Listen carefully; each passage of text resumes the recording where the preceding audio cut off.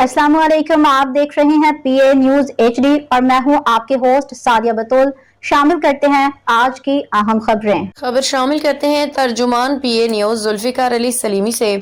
हवेली लखा उकाड़ा के रिहायशी का चोरी शुदा माल 1 माह गुजर जाने के बावजूद अभी तक ना मिल सका।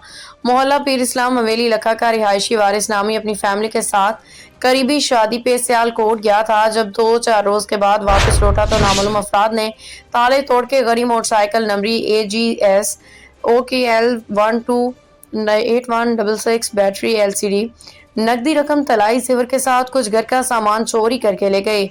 मुतल्लिका थाना में FIR के बावजूद अभी तक सुनवाई नहीं हो रही है। मुतल्लिका अफसरान से गुजारिश है कि गरीब की दादरसी की जाए, इंसाफ के तकाजे पूरे करते हुए इसे इसका सामान वापस दिलाया जाए। न्यूज स्टूडियो से अब तक के लिए इतना ही। मजीद खबरों और अपडेट्स के लिए देखते रहिए पीए न्यूज HD।